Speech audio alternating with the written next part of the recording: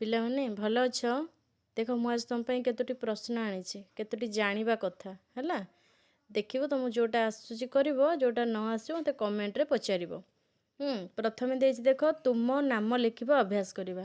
ତୁମମାନଙ୍କୁ ସବୁ 5 ବର୍ଷ ହେଇଗଲାଣି ହେଲା। ତୁମମାନେ ନିଜର ନାଁ ଲେଖିବା ଅଭ୍ୟାସ କରିବ, ଓଡ଼ିଆରେ ଇଂଲିଶରେ ନିଜର ନାଁ ଅଭ୍ୟାସ କରିବ ହେଲା। ଦ୍ୱିତୀୟ ପ୍ରଶ୍ନ, ତୁମ ବାପାଙ୍କ ଭଉଣୀ ତୁମର କ'ଣ ହେବେ? ତୁମ ବାପା ଅଛନ୍ତି, ବାପାଙ୍କ ଭଉଣୀ ତୁମର କ'ଣ ହେବେ କହିପାରିବ? ଯେଉଁଟା ନ ଆସିବ ମୋତେ ତୁମେ କମେଣ୍ଟରେ ପଚାରିବ ହେଲା। ତୁମ ବାପାଙ୍କ ଭଉଣୀ ତୁମର କ'ଣ ହେବେ?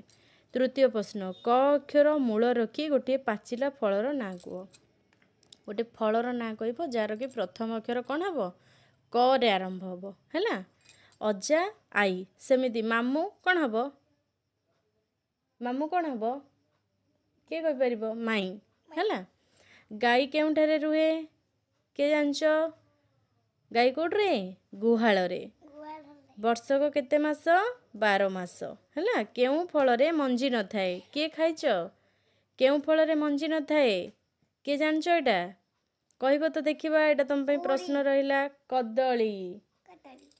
କେଉଁ ଫଳରେ ବଡ଼ ମଞ୍ଜି ଥାଏ?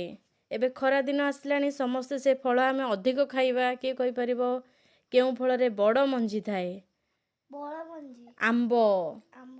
ଇନ୍ଦ୍ରଧନୁର କେତୋଟି ରଙ୍ଗ? 7ଟି। ଇଂରାଜୀ ବର୍ଣ୍ଣମାଳାରେ କେତୋଟି ବର୍ଣ୍ଣ ଥାଏ? ସମସ୍ତେ ABCD ଲେଖିବ। ଇଂରାଜୀ ବର୍ଣ୍ଣମାଳା A ଠୁ Z ପର୍ଯ୍ୟନ୍ତ ଲେଖିବ। କେତୋଟି ବର୍ଣ୍ଣ ହେଲା ତମେ ଗଣିକି ମୋତେ ଉତ୍ତର କମେଣ୍ଟରେ ଜଣାଇବ ହେଲା। ରହିଲି, ଜୟ ଜଗନ୍ନାଥ।